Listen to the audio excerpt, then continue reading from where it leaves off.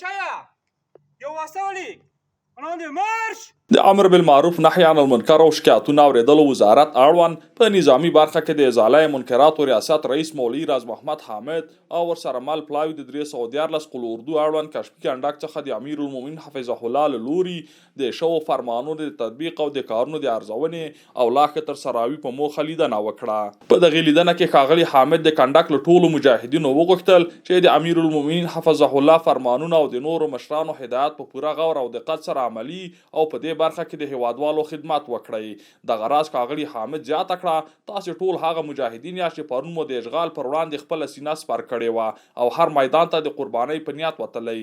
دا فکر له هیچا سره نه و چې الله تعالی به پر موږ دومره لویه پیرزوینه کوي، خو که له یوې خوا د الله تعالی پر موږ دومره لوی نعمت پیرزوینه کړې، له بلې خوا په یوه عظیمه ابتلا کې هم یو چې هر ملګری او مجاهد باید په ځان ټول قوانین عملي او له ابتلا بریالی ووځي.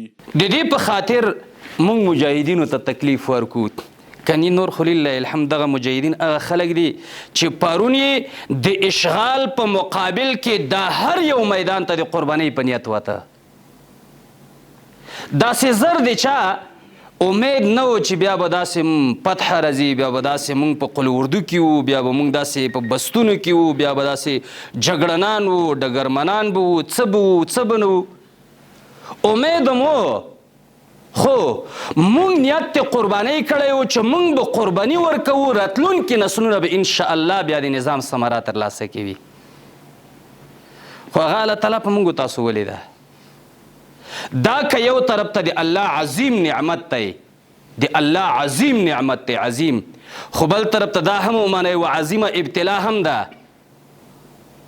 یوه عظیمه ابتلا هم ده. په دې ابتلا کې تر ټولو زیات کار کول چې دي هغه دا دي چې دا هر یو ملګری باید په خپل ځان باندې خپل ځان امیر بالمعروف، امنیت، تفتیش، استخبارات دا جوړ کړي. دا خپل وجود چې موږ تاسو وساتو بس نظام د الله ده.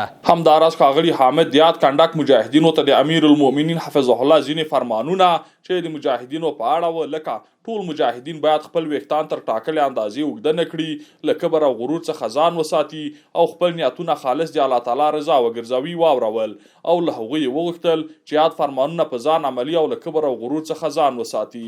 مجاهدین باید خپل نیتونه خالص لله فلا وګرځوي.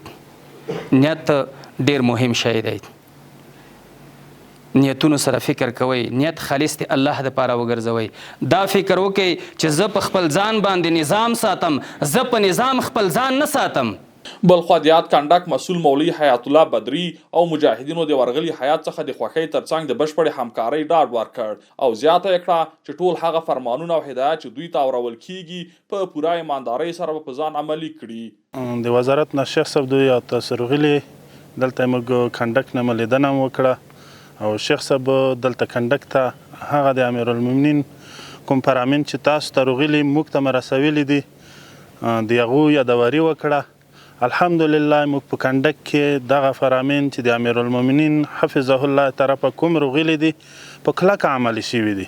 کوم هیئت چې راغلی و موږ ته د وزارت لخوا او کوم فرامین چې رالیږلي وو موږ یې په سر سترګو منو او انشاءالله مجاهدینو به دغه فرامین تر اوسه پورې ډېر عملي کړي دي او زموږ په کنډک کې به داسې څوک نه وي چې فرامین یې نقص کړي وي او انشاءالله عملي کوو به یې. د یادولو وړ ده چې د امر بالمعروف نهي عن المنکر او شکایتونو اورېدلو وزارت د نظامي معاینت اړوند د ازاله منکراتو ریاست مسؤلین د پلازمینې کابل په ګډون په ولایتونو او ولسوالیو کې له نظامي مسؤلینو سره اصلاحي ناستې کوي چې ورسره په دې برخه کې د منکراتو مخنیوي کې د پام وړ بدلون راغلی. فرمان الهی دایون د پیغمبر امر بالمعروف نهي